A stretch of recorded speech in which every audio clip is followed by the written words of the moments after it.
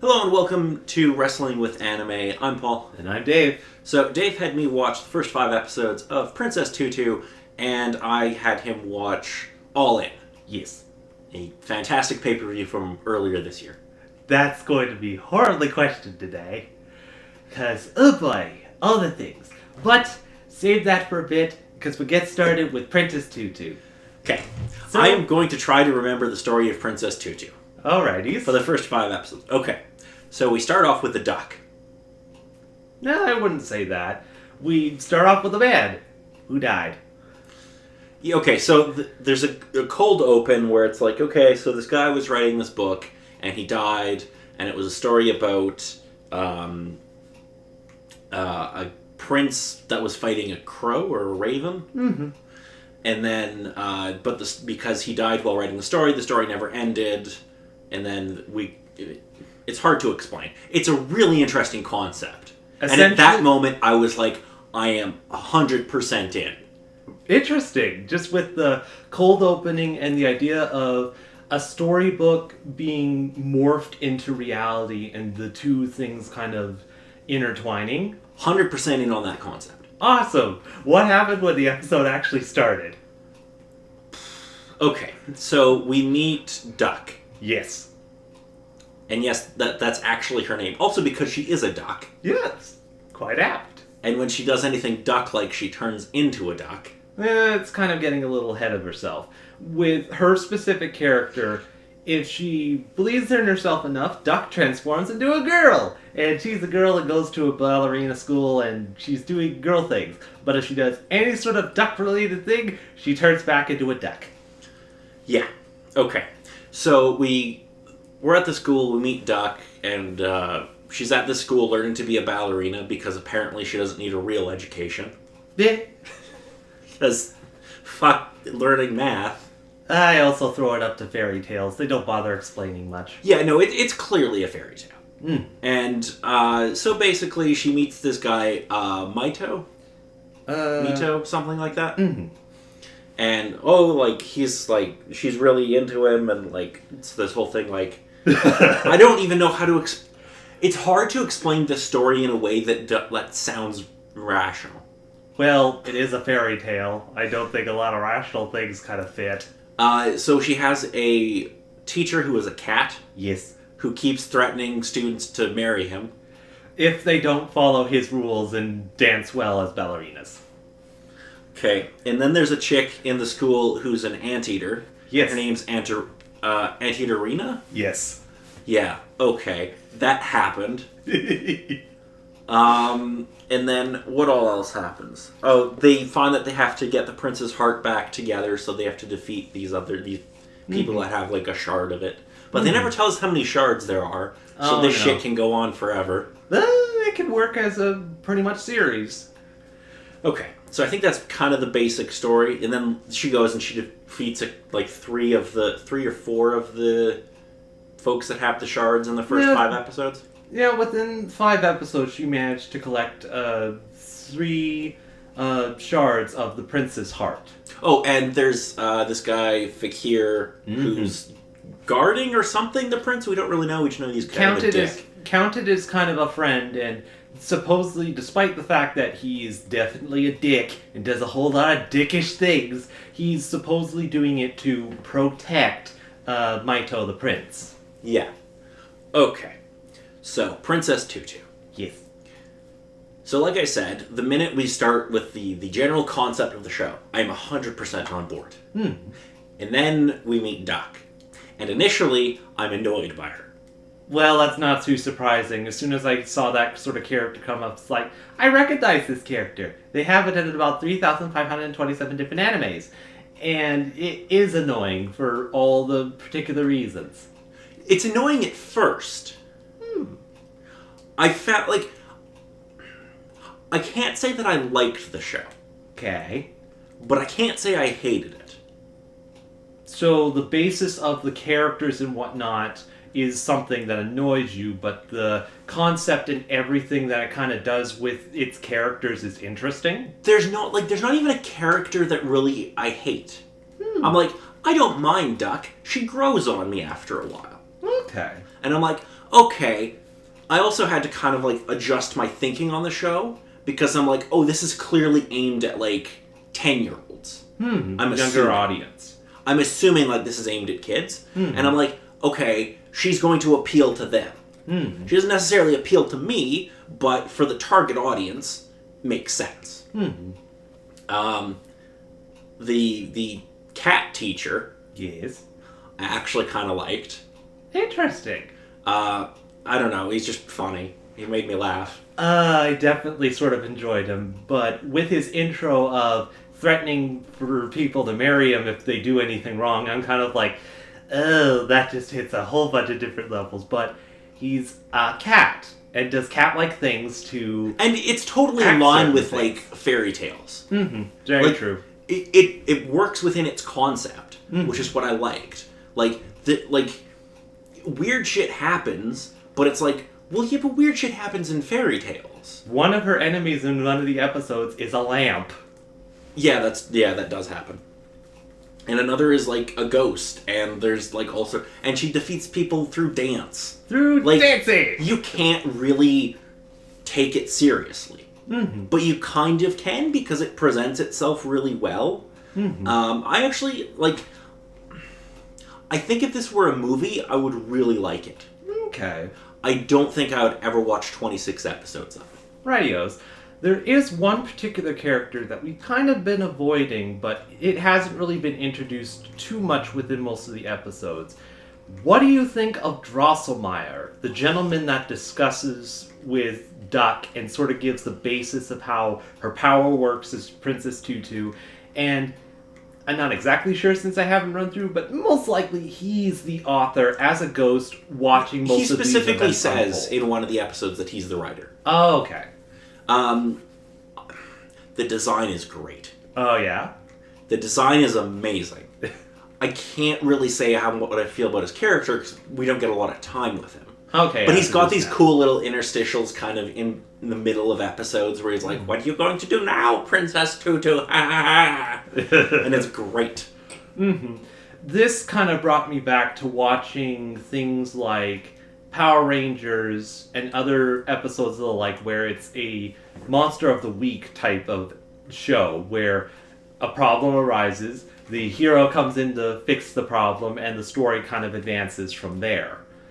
Yeah, I can see that comparison, but it's more serialized than that. Okay. Like, there is a larger overarching narrative. That is true, and it's one of the things I'm fairly intrigued with both Fakir as well as the additional character of Rue being the professional female dancer.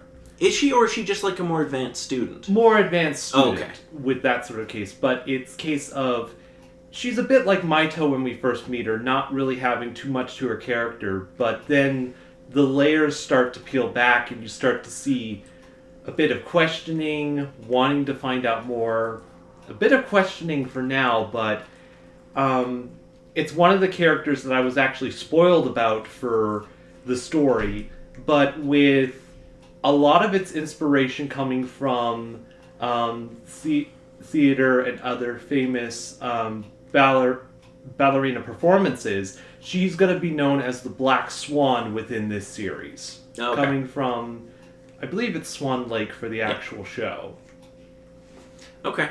I don't know how to, like, I liked it enough, but I don't think I'll continue. Okay. But it's one of the things where its concept is interesting and you'd like to see where that would go in a different sort of format. If it were a movie, or if it were like, it's a 10-episode series, here's the story, I would totally be invested in it. Okay, so fill in, or make the one concept as itself, don't add in a whole bunch of filler sort of things. Yeah. Okay, so do you have anything else to add about Princess Tutu? No, in my case, it's one of the series I'm going to continue on with to sort of see how things kind of go along. And I might let you know of some particular things if they decide to advance a bit more, but we'll have to see. Yeah, like, I would be interested in watching more episodes. I would just kind of want to know which ones are the big story beats. Okay, if it comes to that. And if I spot anything interesting. But let's move on to All In. All In. Oh, boy. So, first off, I want to ask you a quick question. What do you know about All In? Like, the history behind this event. Do you know anything?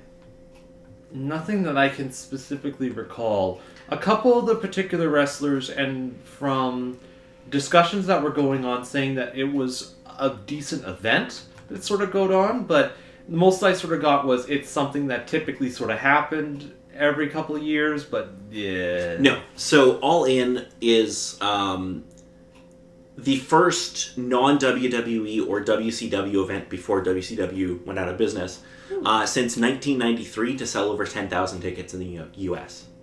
They sold out in less than 30 minutes. Oh, okay. It was promoted by Cody Rhodes and the Young Bucks.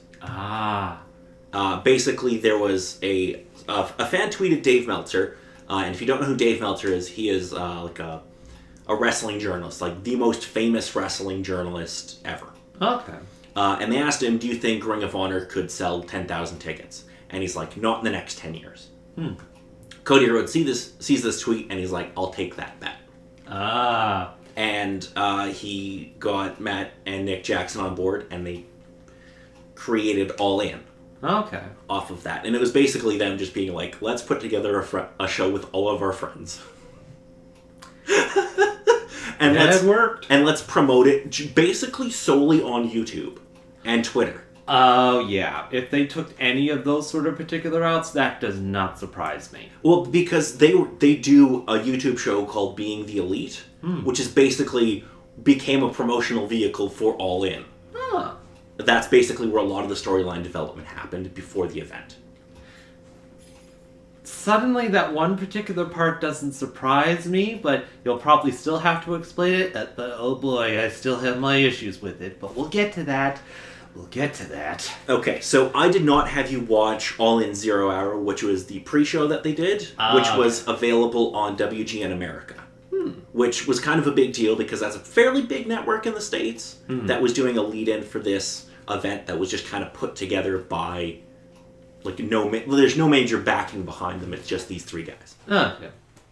So, All In. This was September 1st, 2018. Like I said, it sold over 10,000 tickets. I believe the number is 11,000 and change was the official number eventually. But first up, we see Justin Roberts in the ring to do the ring to announce the pay-per-view. And the crowd is super hot right away. They are chanting. They're having a great time. We get the national anthem, and our first match through the curtain is Matt Cross, also known as M-Dog 20, versus MJF, Maxwell Jacob Friedman. Yeah. So what did you think of these two guys? Well, from how I got it written in my notes, it's MJF being kind of the new kid on the block, wanting to make a name for himself, but being cocky as all heck. He's great. Yeah, definitely decent, but I was kind of like, yeah, I don't really like you. I have to see your skills in the ring. And then, from what I heard from the announcements with Matt Cross, he's kind of well-traveled, has done a whole lot of shows, and kind of knows what he's doing. Yeah, he's been around for close to 20 years.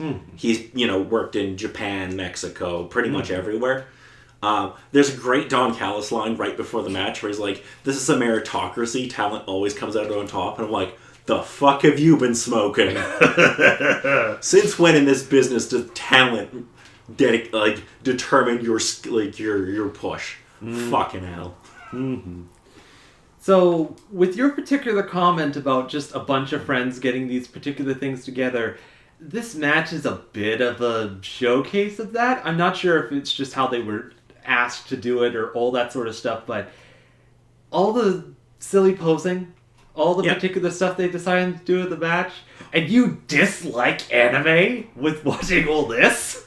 Okay, so my favorite part is where MGF throws Matt Cross out of the ring, and he's in the ring and he runs at the ropes like he's going to do a dive, and he stops and he's like, I don't have to flip to get over.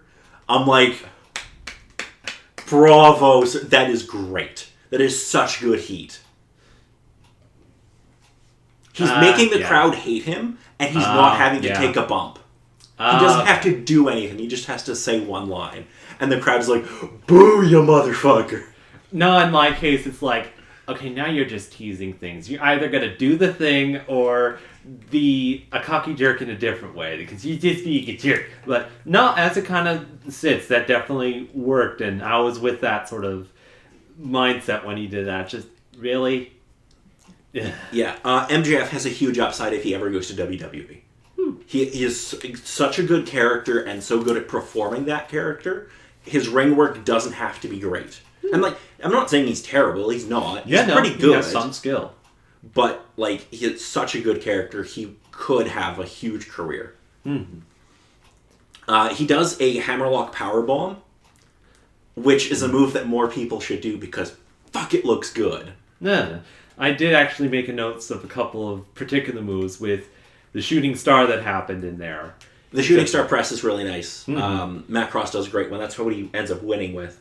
Mm-hmm. And MJF does this thing where Matt Cross has his arm on the rope and he does the double foot stomp onto his arm. Fuck, that looked good. That's another example of just like, nobody's getting hurt doing that. But it looks cute. But it looks fucking great. With one of my notes, the Susake special. I can't specifically remember which. Oh, it's where he does the like flipping thing outside the ring. Oh, okay. Yeah. Yes. Again, with the particular matches you show me, it's definitely decent. Because in my case, it's better with Lucha Libre or more acrobatic styles of wrestling in comparison to the grapplers. Yeah. And other sorts of matches. But as it sits with this match, it was decent to start off with. I'm kind of amazed that, wait, this is the start of the match? And they're doing this as an opener? Yeah. That's pretty good. Just wait till we get to the main event. They go full on video game mode. Yeah. So they throw, after the match, Matt Cross goes over with the shooting star press, and the announcers throw to a Christopher Daniels promo, but we get Sean Mooney with Nick Aldis instead. Yeah. It's live TV. Yeah, a bit of that. I honestly was like, why is he acting like that one actor? I believe it's William Shatner, I believe, is what I have in mind. But he's like, that. He continues to talk with who? All the particular pauses. I believe it was Nick Aldis that they were interviewing. Oh, okay. But he just seemed to be pausing. It's like, how about you get to the flippant point of your discussion? Yeah, he's not a great promo, I would say. That's definitely not his skill. So after this, we get a match that I wasn't sure how you would feel about. Christopher Daniels versus Stephen Amell. Now, do you know who Stephen Amell is? Supposedly he's an actor, kind of working with a little bit of wrestling stuff, but he's not anyone that I kind of recognize. Okay, have you ever heard of the show Arrow?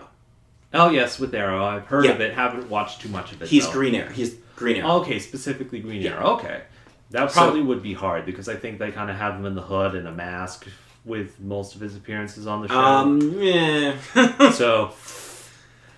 he did some wrestling previous to this. He did a match at SummerSlam in WWE where he teamed with, Adrian Neville against Cody Rhodes, and I forget who else was with Cody Rhodes. But he was surprisingly good for, like, somebody who really wasn't properly trained.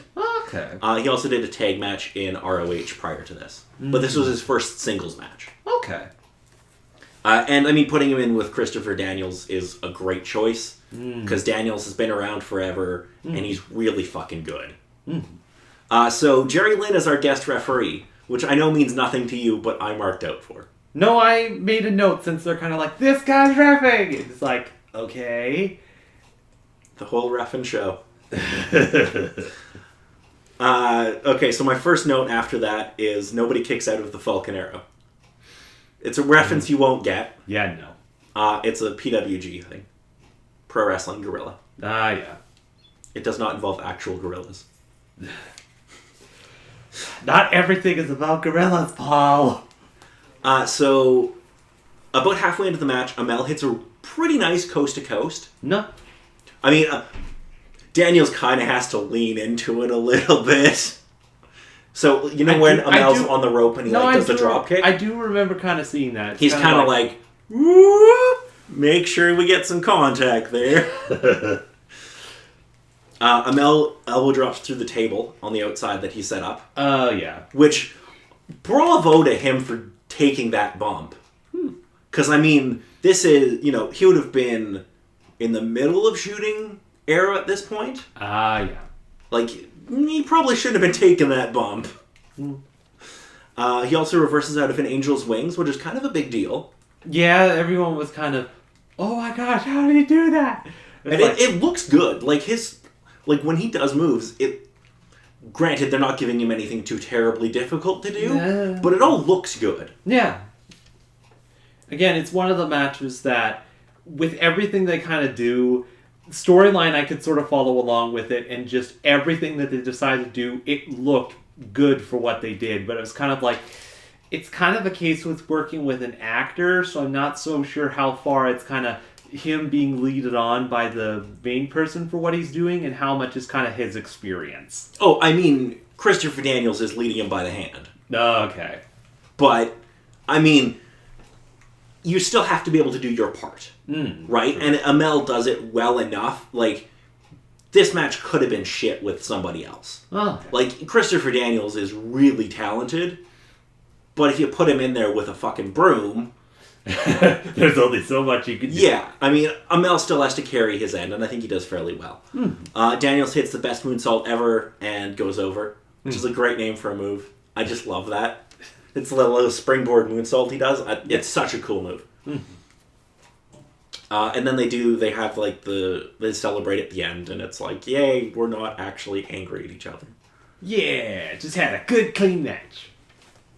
So next up is Tessa Blanchard versus Chelsea Green versus Britt Baker versus Madison Rayne. Yes. With Tennille Dashwood and I forget who else. Mandy, I can't remember her name, was also on commentary for Yeah, this. with commentary for all that. Sadly, this is kind of one of the matches I was starting to lose a little bit of interest with most of the stuff that was going on, because I recognized a couple of the people in this match, but it was mostly just the one particular that's like, oh man, she's crazy! Which side is she on? And I'm just kind of like, why is it that you made this her character? It's such a good character. She's fucking Two-Face. It's great. The question is, did they get her out of the 50-cent bid when they decided to go with the Two-Face idea? Okay, so Tessa comes out with Tully and Magnum TA, which again, I know means nothing to you, but the crowd ate it up, and it's always good to see Magnum. And, Tully is a legend in the business.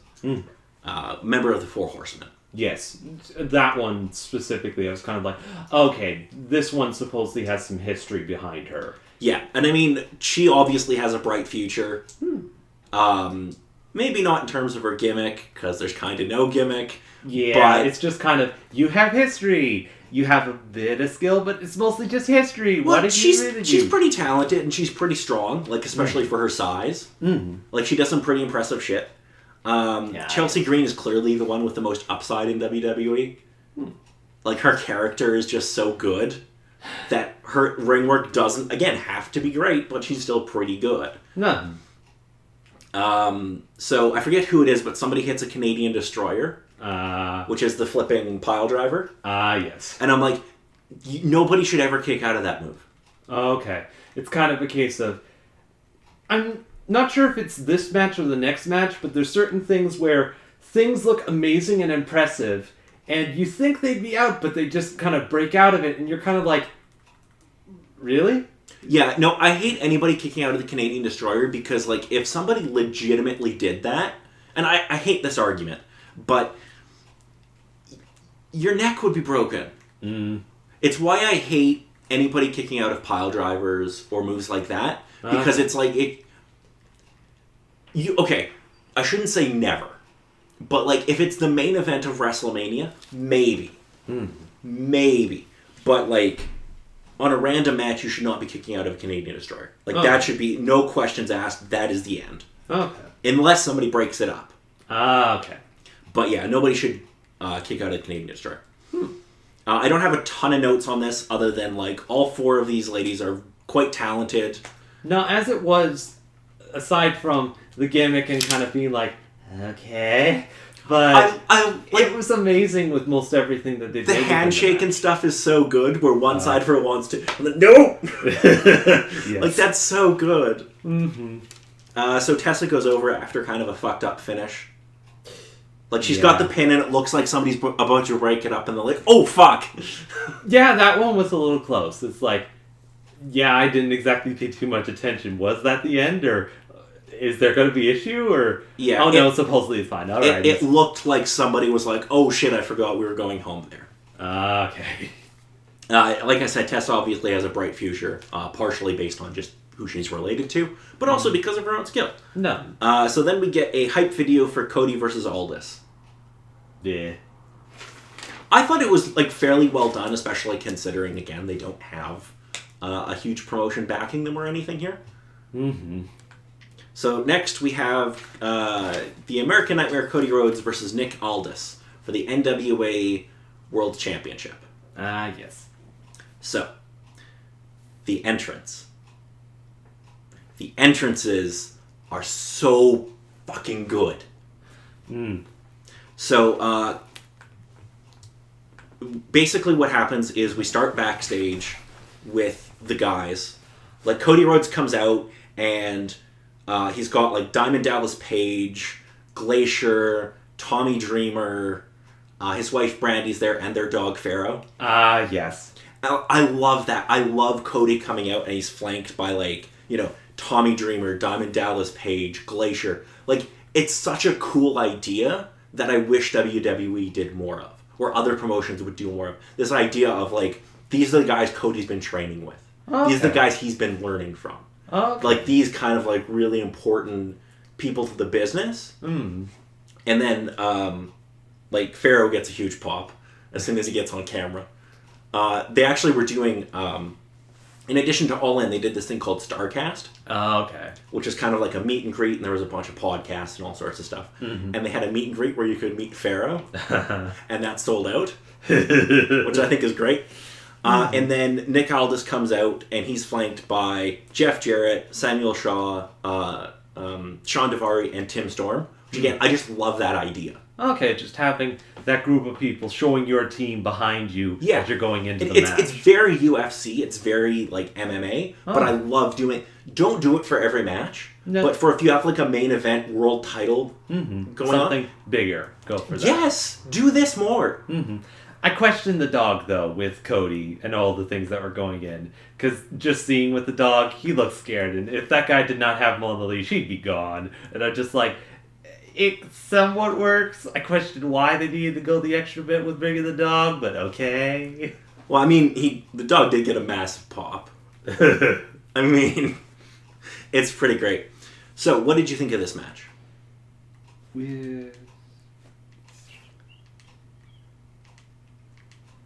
Because I have many opinions on it. With this one, I sort of saw it as a bit of a repeat. It's kind of repeat of the start match is kind of the new guy versus the head sort of dog sort of thing, with a bit more. He's trying to show off all of his skill with everything, but just he's not getting anything from his opponents. Just like, whatever, show me your skill in the ring, any of that sort of stuff. But all the skill within the match, definitely, though. Yeah, it was decent with seeing all that sort of stuff.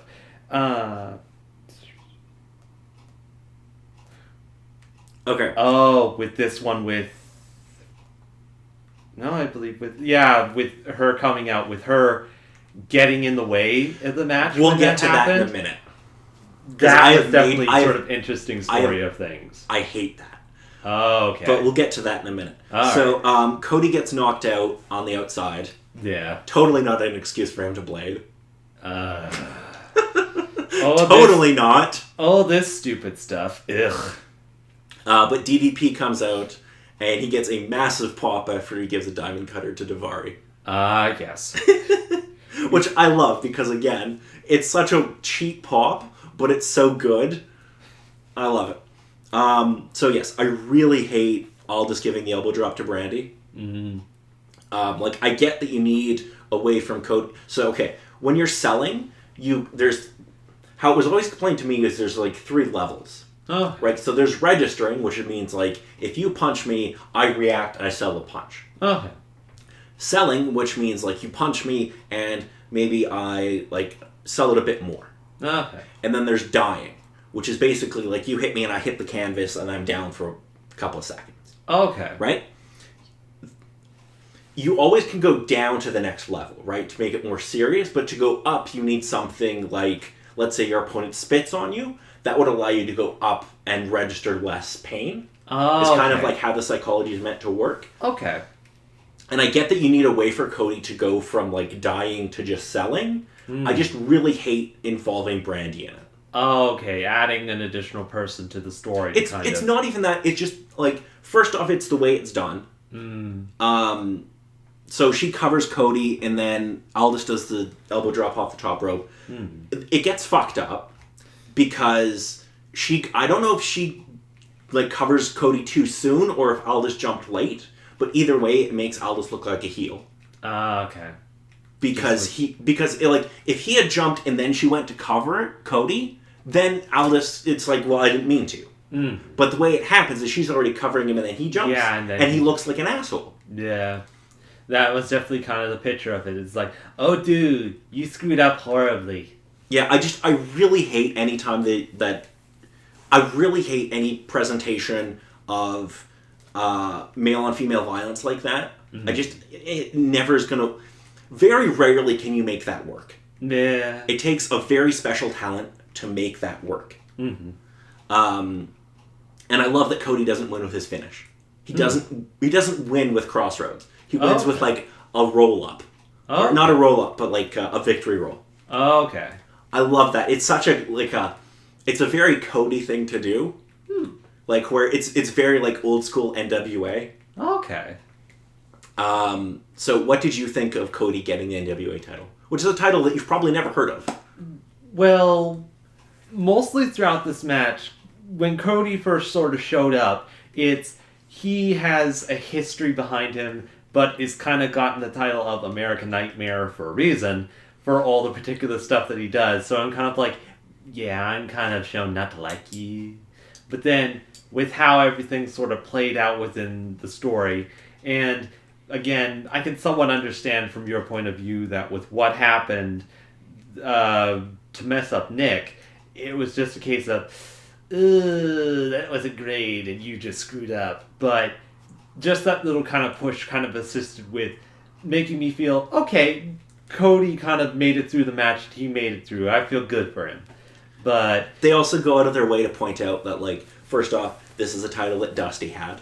Yeah. Dusty being his dad. Yeah. And it's almost exactly 39 years to the day since Dusty first won the title. Oh, yeah. So that's kind of a cool thing. Particular timing. And also they are the first father-son duo to ever hold the NWA World title. Oh, there you go. Which is kind of a cool little thing. Just stick that in the record books. Yes. I have a note here that basically just says, Cody is genuinely one of the best pro wrestlers in the world today. Maybe not in terms of his technical ability, but in his ability to tell the story in the ring and to connect with the audience. He is in the upper echelon in that ability. He's very good at making people either love him or hate him. And I do love the American Nightmare nickname. It's so good, and it's a play off his dad, but like I really like it. I also love that Cody's fight camp comes out to celebrate. It makes the title win feel like a big deal, and it feels very UFC. Big fan of that. So next we get to the match that you probably hated the most. Joey Janela versus Hangman Page in a Chicago street fight. Yeah. This match is the greatest. So, I think my first big question about this is, why? So let's go through the match before we talk about the ending. It's not even that. It's just with even the start of the match and just showing the bit of history about him. It's like, how did this kind of get started? what crazy person in the office was just like, oh hey, let's give this one particular wrestler this gimmick as all the particular stuff. But then when you commented that there were people advertising this on YouTube and Twitter and whatnot, I'm like, I'm mildly not surprised now that this supposedly existed. But still, why? Which part are you having the most problem with? Joey Ryan being murdered, or or Hangman Page having cowboy boots that talk to him? Because both of those things happened. It's not even the craziness of all the surreal sort of stuff that's going on. And I'm not even sure if it's just a case of it's supposedly his finisher with what he did, or it's just related to one of his character traits with one of them, but it's just like, why? You're getting ahead of it. You're talking about Joey Ryan. We'll get to Joey Ryan later. Cracker Barrel was a sponsor for this event, and they have a literal Cracker Barrel.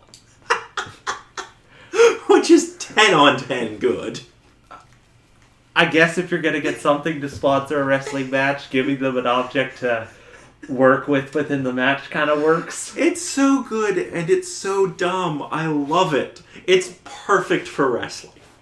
I don't deny that, but it just sort of hits a particular point that I kind of had to work through, and as it sits now, I can sort of be calm about it, but again, we'll get to that when we get to rest of it. So, Hangman Page gives Joey Janela a burning hammer onto a ladder, and I just wrote, Jesus. Yes. Joey Janela nearly dies after taking a powerbomb off the stage and barely hitting the table that he had set up. Yeah, that was a little close. Jesus. Ugh. But then, of course, it is a street match, or street fight match, so... But, holy fuck. He takes, 3 or 4 massive bumps in this, one of which would have been more than enough. You could do that powerbomb and end the match there, and nobody would complain. You could have done it on the burning hammer, and everybody would be like, yep, fine with that. But just keep going. No, we have to go one step further. Because of course we do. Oh. What did you think of Joey Janela?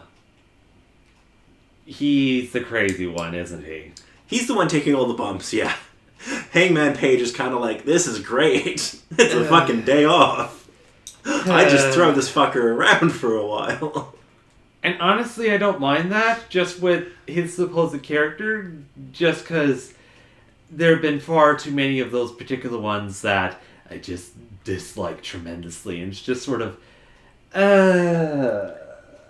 So, the finish of the match comes when Joey Janela takes a rite of passage off the top of a ladder through a goddamn table.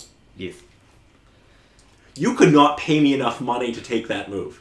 You could not pay me enough money to take that move regularly, never mind off a ladder. What kind of wrestling move could you possibly take that doesn't involve just typical wrestling moves? I'm pretty sure anything with any of the particular props, you'd pretty much be out of the ring in a second. I'd take a chair shot. I'd go through a table. I won't take a rite of passage off the top of a ladder through a table. Duly noted. I now know your particular thoughts of things. So, after Joey Janela is pinned, some music hits. I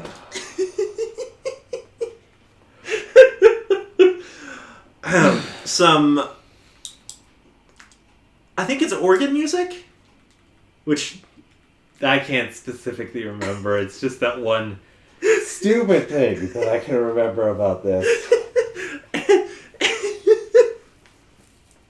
I don't know if I can even go over this. I'm going to laugh too hard. Anyway, so we get penis druids coming out. Because those are supposedly a thing, ladies and gentlemen. There's, I think, 8 guys dressed up in penis costumes. How much did they get paid to actually go ahead and do that? I want to know. I want to know who these people are. And then Joey Ryan's music hits. He supposedly comes back to life. Because reasons. Because Hangman Page had admitted at the All-In press conference the day before to killing Joey Ryan. which his lawyer had attempted to smooth over. Anyway, so Joey Ryan comes down, and Hangman Page is like, "You're not real, I killed you." But obviously he didn't, because you can't kill someone in pro wrestling, because that would be murder. Yeah. And then Joey Ryan gives Hangman Page a penisplex.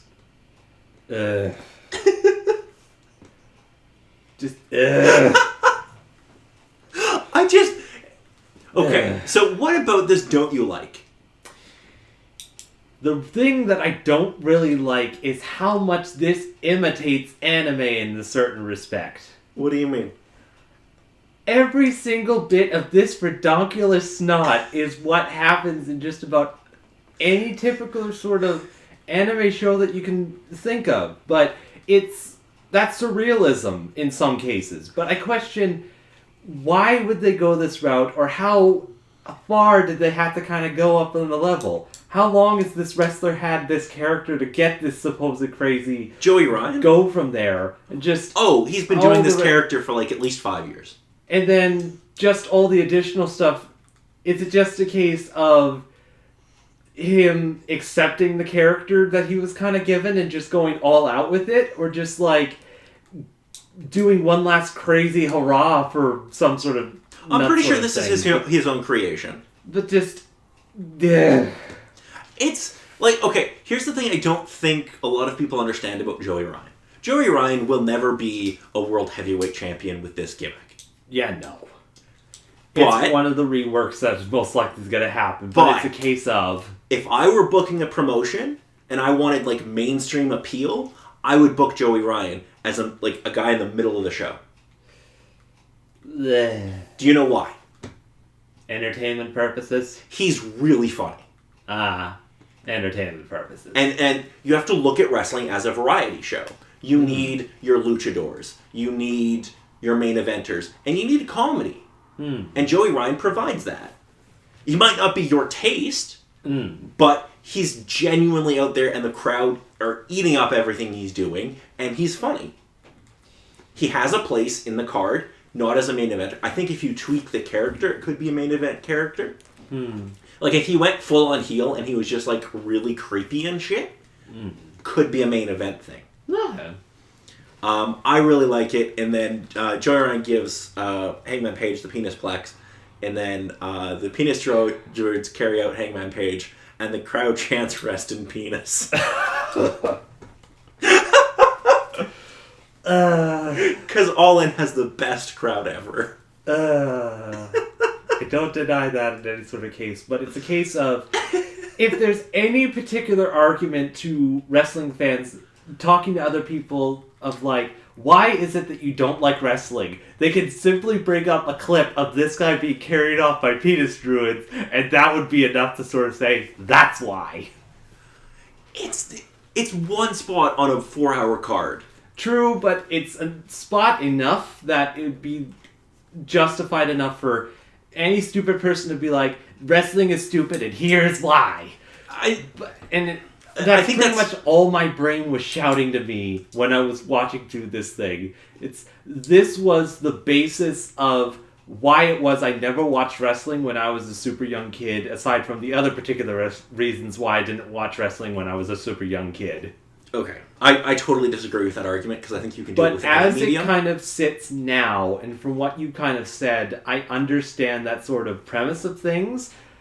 It's just a little bit of my bias of there's millions of people that have those sorts of gimmicks online and on YouTube or other sorts of things like that just make me sit there and it's like, as human beings, we have the potential of doing absolutely amazing and incredible things. And even if it is in comedy, there are amazing comedic things that we all do.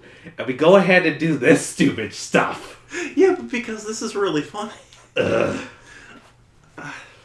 Note to self, don't give David any Joey Ryan matches. Probably not, unless there's something that pushes the comedy up to something a little bit more than penis humor. Then maybe. But that's still... basically his shtick. It is. He's I mean, he's done segments with porn stars and stuff. Like, that's his shtick. So as it is, this was the particular part of the show where I specifically set out time to be like, okay, this one day I'm going to work on watching this show. I'll pause the video and take breaks and whatnot, but I'll watch through the entire show to get it all done and finished up. This was the show where I had to turn off my computer, go into my bed, and question my life for a little bit. Okay, let's move on to the next match. Please. So we have Jay Lethal versus Flip Gordon. Jay Lethal being the ROH World Champion, Flip Gordon challenging for the title after winning the Over the Budget Battle Royal on the 0 Hour pre-show. So Jay Lethal comes out in Macho Man gear with the genius Lanny Poffo. Yes. So I'm not sure if this is just more of a shtick or if he is kind of the successor of that sort of thing. Okay, so Jay Lethal, early in his career, started doing a gimmick called Black Machismo, which was basically, I'm Macho Man Randy Savage. Okay. Because he can do a really good impersonation of Macho Man Randy Savage. Okay. Like, spot on. Okay. All the mannerisms, the voice, the moves, everything. He does it really, really well. Okay. After a while, he kind of dropped that and did his own thing, but every so often he'll bring that back because who doesn't like Macho Man? No, that's true, but it kind of brought up that two minds fighting in one body sort of perspective. Yeah. And from the 4 women match that sort of happened, I'm kind of like, you're reusing this now? Or Jay Lethal's been doing it a lot longer. Okay. Like, a lot longer.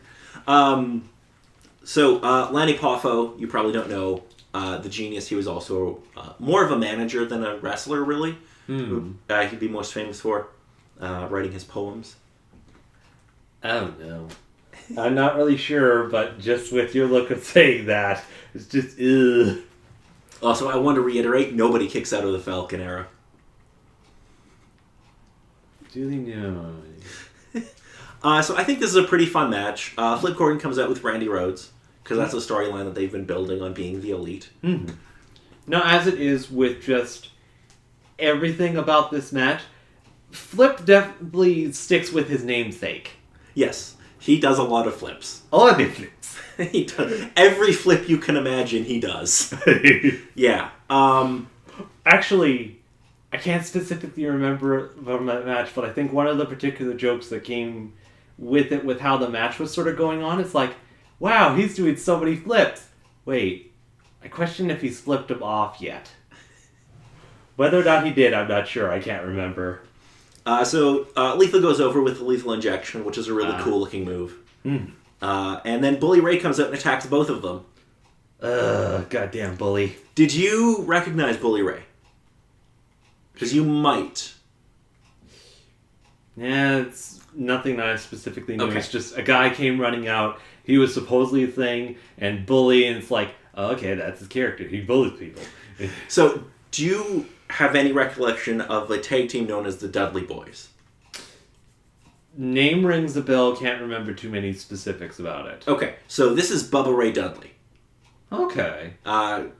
Most well known for his time as a member of the Dudley Boys, or the Dudleys, or Team 3D when they were in TNA, because they didn't own the name Dudley. Yeah.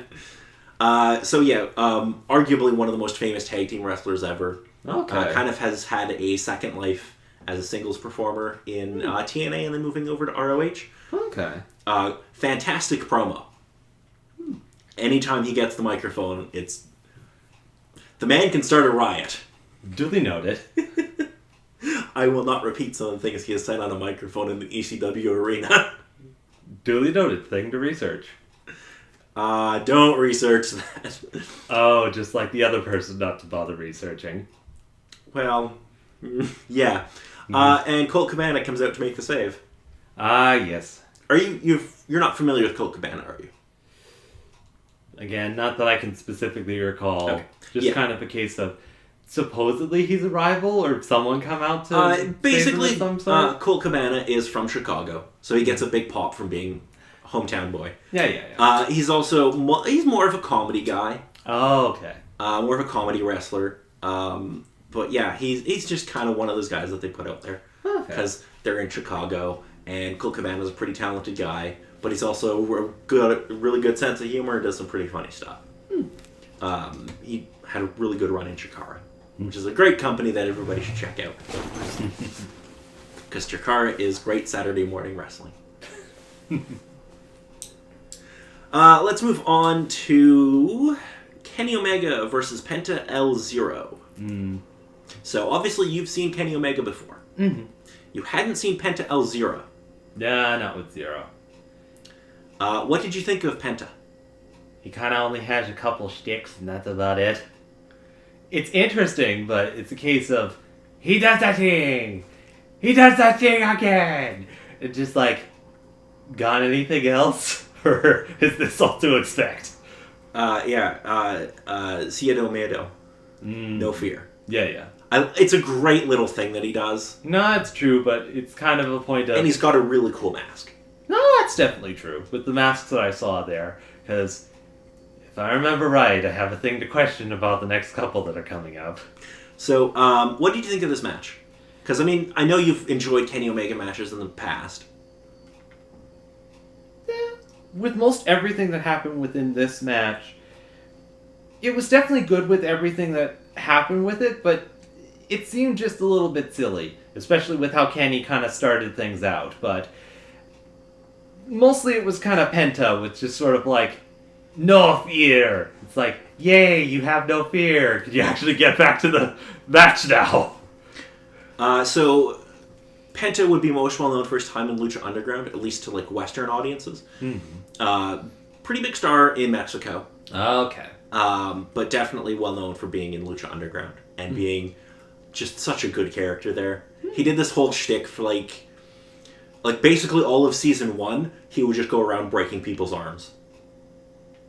That was his gimmick, basically. He'd have a match, he'd win, and he'd break his opponent's arm. Good sir, you have a very good arm there. May I see it for a moment?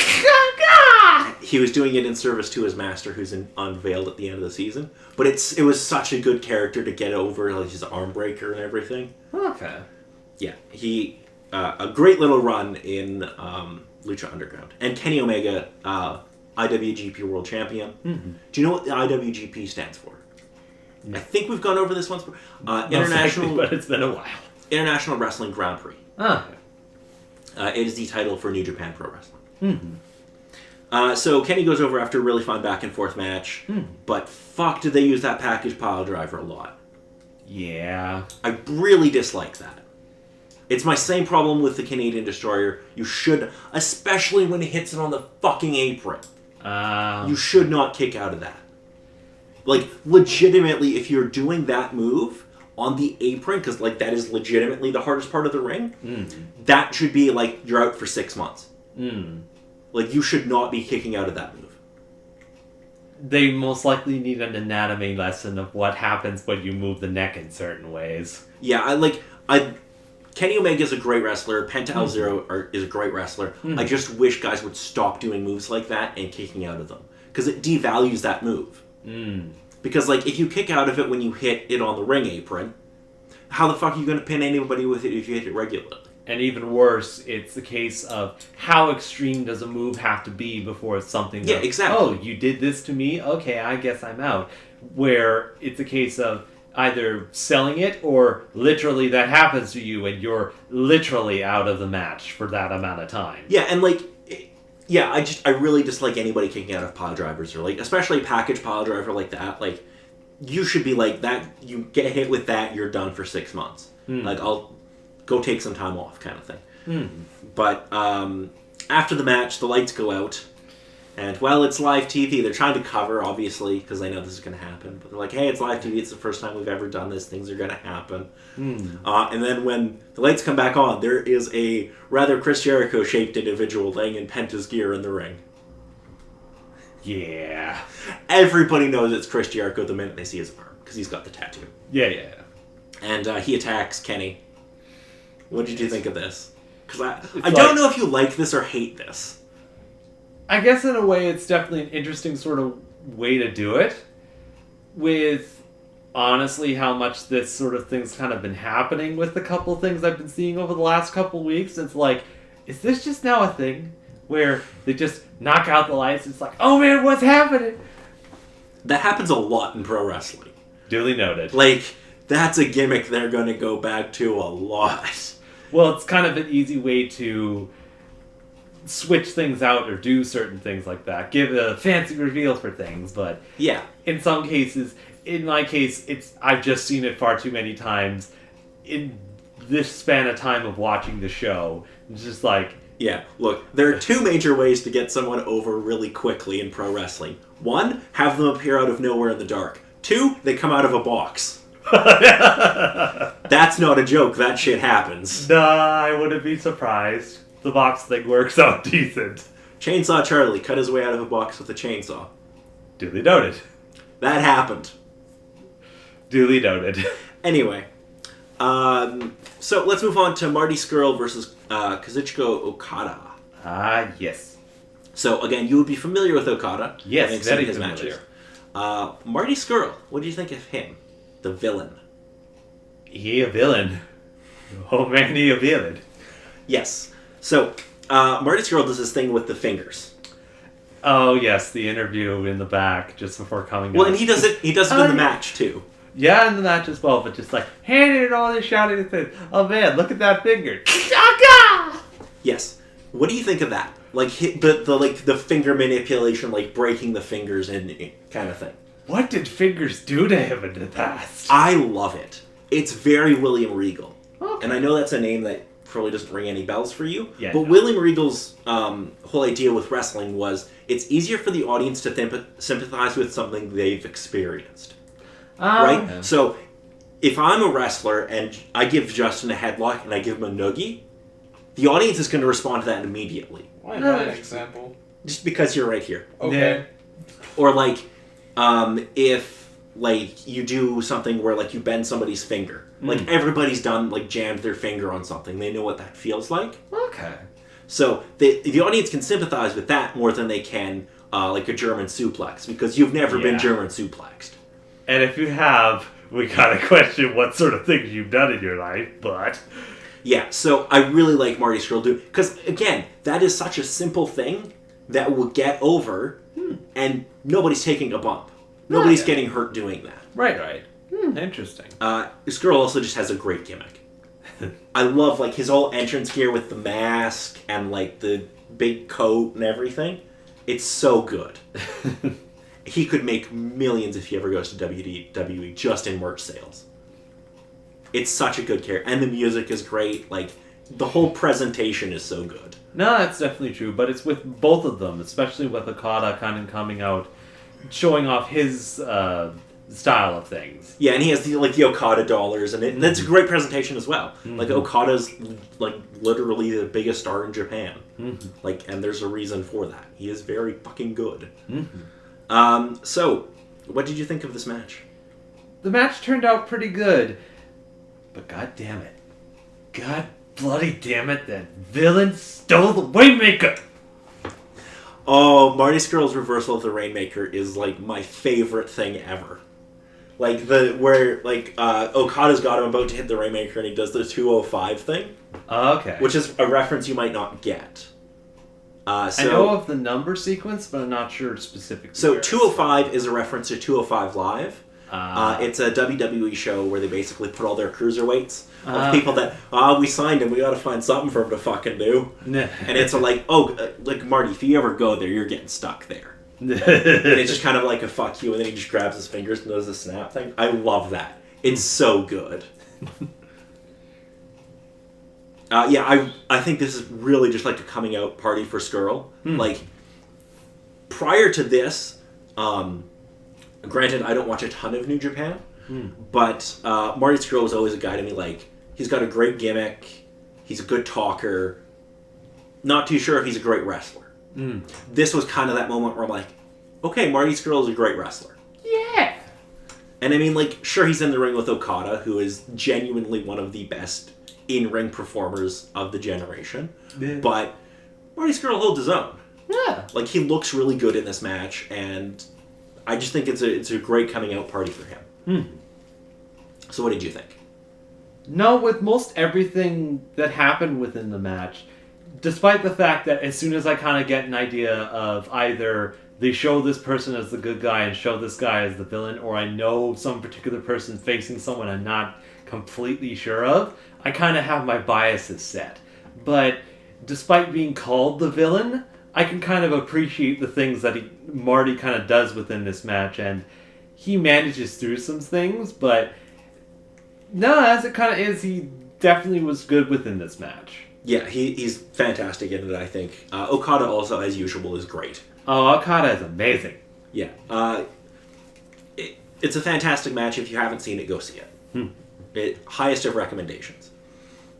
So finally, we get to the main event, which is the Young Bucks and Kota Ibushi, collectively known as the Golden Elite, against Bandito, Rey Fenix, and Rey Mysterio. Yeah! So, I'm assuming you probably knew one person in this match. Yeah! Which would have been Rey Mysterio. Yeah! Okay. What did you think of this match? And was there anybody who stood out in it? Well, as it kind of sits, Rey Mysterio definitely stood out. Oh, well, Wolverine, yeah. Why was he dressed up like that? It's something he's done for years. He did it in WWE all the time. He did, like, Captain America, Flash. Dressing up as different sort of comic book characters. Yeah. Okay. It's just kind of a thing he does. He'd usually do it at, like, WrestleMania or something. Okay. Yeah. But no, as it kind of was with this match, it was definitely interesting, but everyone was just diving out of the ring at one point. Yeah, Just so like, everyone out of the ring! This match was only like 11 minutes and change. Because they were running out of pay-per-view time. Oh, definitely. It's like, why is this the main event when it's all the way at the end of the show? Why? So, they had 11 minutes. I think they initially planned on having 20. And I'm pretty sure they just went, fuck it, we'll do our 20-minute match in 11 minutes. Okay. I don't think they cut anything. They just go at, like, double speed. Okay, everyone, double time all your moves. Go for it. Because, like, they don't sell shit in this. It is a video game match, but I fucking love it. Because people are just diving everywhere. There's crazy shit happening. Love it. Yeah, essentially the couple wrestling games that you gave me and Justin to play. This is more arcadey, though. This is more like SmackDown, Here Comes the Pain or something. There's no selling in this. There's just a bunch of guys doing really cool flips and shit. Was there anybody who stood out for you in this match, other than Mysterio? Honestly, with the Young Bucks, I was kind of like, is there anyone I kind of recognize? But no, pretty much in most cases, it was Rey Mysterio and his crew that were kind of my team that I was sort of behind with what they sort of did. But on whole, despite being a double speed, it was definitely interesting all the stuff they decided to do, and the team work that they sort of did with a lot of the different moves was definitely interesting to see. Yeah, I really think if we ever get it, when we get around to it, I think you'll really like Kota Ibushi. He's very good, and he has a tag team with Kenny Omega called the Golden Lovers. I think I know a little bit of stuff about that. Which is really great. Bandito was somebody I hadn't really heard of prior to this. Hadn't really seen any of his work. Was really surprised with how good he was. Rey Fenix, again, was on Lucha Underground and had a really good run there. He might still be, I'm not sure. But he's very talented. The Young Bucks, obviously, they deliver a standard Young Bucks match. Yeah. But that is not a bad thing, because they do a bunch of cool flippy shit. All the flips. They do every flip. I love their... Okay, I know I've complained about people kicking out of pile drivers, but I love the Meltzer driver. It is the stupidest move ever, but I love... It's the one where one of them holds the guy up for a tombstone, and the other does, like, the springboard 450 and, like, the assisted tombstone. Yeah. It's the stupidest shit ever, but I love it. Because you can't take that move seriously. I love it. So yeah, the Young Bucks and Kota Ibushi go over Bandito, Rey Fenix, and Rey Mysterio. Yeah. And the pay-per-view ends right as Ian Riccaboni is saying goodbye. Okay, he's just like,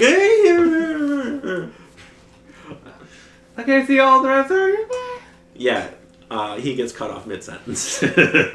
It's pretty great. So what did you think of All In? Now, as it kind of sits with All In, I can understand it. Everything was decent with all the most of the particular matches. And on whole, I guess it was sort of good. If we did it a bit closer to when I watched through the entire thing, though, God, it was a slog. But that kind of related to a whole bunch of different things, and I was still trying to kind of collect my thoughts to appropriately say everything about it. But so you really didn't like the Joy Ryan thing? Is that the thing that kind of grinds your gears the most? I think just with the timing, the most likely fact that I was running on a decent lack of sleep around that time, and just the particular hang-ups that I have about the things I've discussed about it, yeah, around that time it was just like, I could not bloody handle it. But as it sits now, it's just kind of a case of, I still gotta question why, but I'm not surprised why it happened. So overall, would you recommend All In? If you're a wrestling fan, I'm sure you'll like most of the matches that are kind of going on. It will kind of depend on how much you appreciate penis druids. But as it is with anyone who kind of questions it, a lot of the matches would probably be interesting to see. Maybe save the... names are escaping me with that. With the Joey Janela and the Hangman Page. Yeah. Maybe skip that match. Maybe skip the penis druids? Yeah, maybe. Maybe skip that. Okay. I wholeheartedly recommend All In. I think it is a great show from top to bottom. There isn't really a bad match on the show. Everything is at least good. Hearty recommendation. There's tons of star power, and this might lead to something in the future. Oh man, all the crazy things. So, the next time we talk, David, I've already selected what you'll be watching. I would not be too surprised. You will not be watching a pay-per-view. You will be watching an episode of WWF Raw from 1998. Specifically, September 14th, 1998. More so, because on the one hand, I vaguely know of that title. I was somewhat knowledgeable of those sorts of things, but never bothered to explore into it. But as it kind of sits, I question how this is gonna go. But with the fact that you've shown me penis druids, I'm not sure if there's any further down you could supposedly take this rabbit hole. Let me just take a look to see who's on the show. So I'll give you some of the names that are on the show. They might set your mind at ease a little. There will not be penis druids. Well, I guarantee that. No, thanks for the guarantee, but I would be surprised if there would be any additional penis druids within most other wrestling shows from supposedly here on out or in the past. No, Val Venus never got a penis druid. Never mind. That was a gimmick in the Attitude Era where the guy was a porn star. Anyway. Yeah, let's go past that. So on the show, you will see Jeff Jarrett, the Road Dogg, The Rock, Kane, Triple H, Owen Hart, Mark Henry, Mankind, The Undertaker, Edge, Gangrel, Mark Henry, Steve Austin, and some other people who I won't mention. For the typical reason, or because they're just kind of additional just to the because show? You're going to see Sable and Jacqueline in an evening gown match, and that's not going to be good for anyone. Oh boy. That, I basically guarantee that'll be shit. But it'll be a fun show. So until then, I'm Paul. And I'm Dave.